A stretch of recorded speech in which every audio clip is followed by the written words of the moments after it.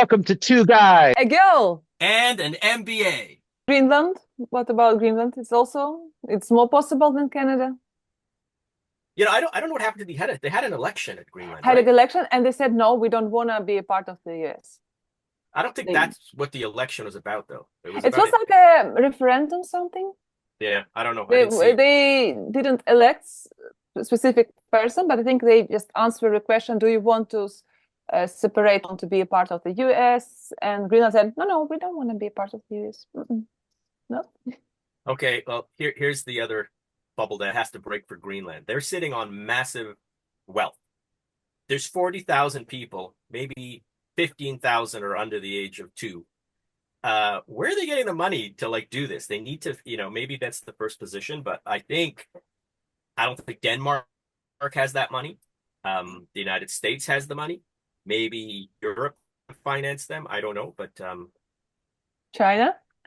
that won't happen. I can tell you right now. That would be a problem. I don't think China's going to try that. That'd be crazy. That's like the Bay of Pigs again, right? So I don't think so. Trump said, I think it'll happen. And the response from the PM was, the country will never be the USA. We Greenlanders will never be Americans. Don't keep treating us with disrespect. Enough is enough. This is becoming like a Jerry Springer episode or something. Jerry Springer. Yeah, I don't know. I think it's early days for Greenland. I think they're on the spotlight, same as Canada. I think we've got a long road ahead. He's in there for 4 more years, and then his ideology is going to really firm up for the next 4 years, potentially, right?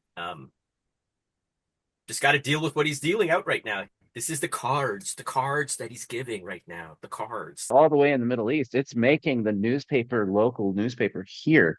The U.S. president is on a big trumpet, basically, slinging mud on his neighbor, basically, which is crazy. I tried to think about how Canada, the relationship, and I could only come up with a club analogy. So you got these two guys, right? They go into a club, and one guy likes to fight and scrap. That's his nature. And then you got the wingman. The wingman, he's just always there just in case, right? But nothing, never gets into a fight. And this other guy goes and fights, he scraps, and he's in business, he's like entrepreneurial, he's taking gambles, and he always gives like a couple of points to his wingman. Wingman's a nice guy. He's a great guy. It's 20 years later now, and the tough guy, the guy gets in the scraps, he looks himself in the mirror and he goes, holy crap, I'm just beaten up. Like, look at me. And he looks over at the wingman and he looks like Justin Trudeau. He's like the hair, he's like perfect. And he's like, what the heck? I took all these risks. And what did you do? And it's like, well, I was your wingman. And it's like, well, what did you do? Well, I was your wingman. He goes, no, bro, you're going to have to pay your own way. That's what America Canada is. It's that whole thing where Canada has benefited in a bloodless way, where America has taken all the risks, bad and good. And I'm Canadian, but I also know that we've benefited from the aggressiveness, the entrepreneurship, even let's say the nasty things America might end up doing. And we've just walked along with them. And I think Donald Trump and his team right now are saying, hey, man, you got to pay your own way now, or you got to pay me back. That's where we are. That's my club analogy. There's a headline here from Bloomberg. U.S. tariff spat fuels trading boom on Canada's top exchange. And it's talking about how the tariff stuff with Canada is actually trading volumes are off the charts in futures and options exchange ETFs. So this volatility, you're seeing it in the market, and stocks across the world have swung wildly as trade war anxiety has mounted. So the volatility is increasing. And some people on the Toronto and in the Canadian derivatives markets are making out like bandits on it. So some people are getting rich on this news. There's talk that was his whole ploy, and his inside circle, right? Create the landscape, execute the stimuli, watch things drop, puts options, secondary market, announce everything's fine, market go back up, everybody cashes in, right? I mean, who knows? I don't think that's his plan. I think he really is trying to reset things Yeah, economically for that I country. think so too. I look at the VIX, which is the fear indicator, and that tracks the historical volatility over time. And so, you see it spike way up before 2008 during the recession. During COVID, you see it spike up. During the 2000 dot-com bubble, you see it spike. I've been seeing increased volatility in some of my options trading, just in the issues that I follow. And I was even telling people, oh yeah, Trump, now there's more volatility.